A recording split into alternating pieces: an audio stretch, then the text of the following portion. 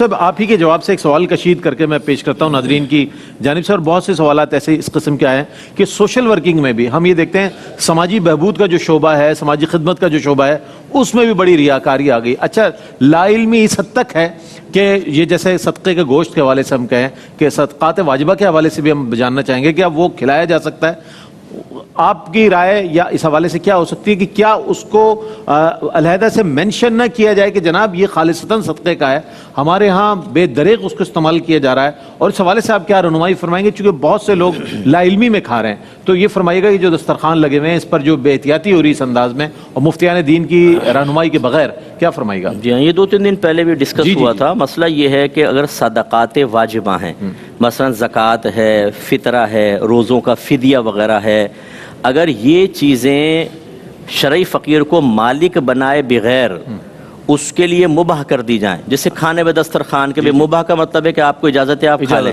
مالک بنانا مقصود نہیں ہوتا. تو یاد رکھیں صدقات واجبہ ادا ہی نہیں ہوں گے. پہلی بات تو ادا ہی نہیں ہوں گے. جس کی آپ نے ذمہ داری لی تھی کہ آپ ہمیں دیں، ہم ادا کر دیں گے، برود قیامت آپ قابل گرفت ہوں گے، اس کو جواب دینا پڑے گا. دوسری بات یہ ہے کہ جو کھا رہے ہوتے ہیں ان کو تو نہیں پتہ ہوتا کس قسم کا کھانا ہے، وہ سمجھتے ہیں کہ غریبوں کے لیے. یہی ہے مفتی صاحب، ان میں سید بھی ہوتے ہیں، ان میں شرعی فقیر جو غنی جس کو کہتے ہیں وہ بھی ہوتے ہیں، جو غیر محتاج ہے وہ بھی آ کر بیٹھ جاتے ہیں، اور ان کے لیے وہ کھانا یقینی سی بات ہے کہ جائز نہیں اچھے ہوتا. بھلے لوگ گاڑیوں سے اتر کر 10 روپے یا 15 روپے انہوں نے جمع کرایا، کھانا کھا لیا، تو یہ جو اس غریب کا بھی حق مارا جا رہا ہے، اور دوسری صورت میں وہ بھی بالکل یہ غریب کا حق مارا جا رہا ہے. اور جو بے احتیاطیاں کی جا رہی ہیں یہ بالکل اس کو حرام اور گناہ کبیرہ میں استعمال کیا جائے گا، اس کے لیے لفظ استعمال کیا جائے گا،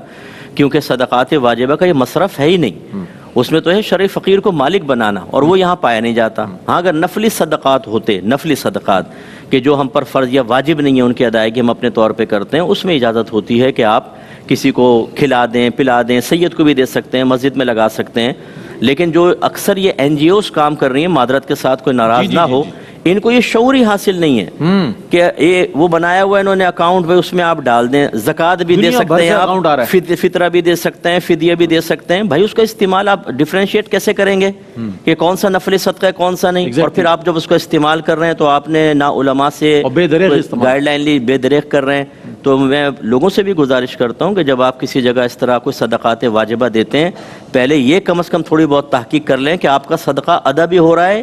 یا ضائع کیا جا رہا ہے. یہ انتہائی امپورٹنٹ چیز ہے. صحیح فرمایا آپ نے. کیا کہنا ہے، یہ ہوتا ہے علماء حضرات جب کسی بات پہ کلام فرماتے ہیں تو تمام شرعی پہلوؤں کو، احکامات کو سامنے رکھتے ہوئے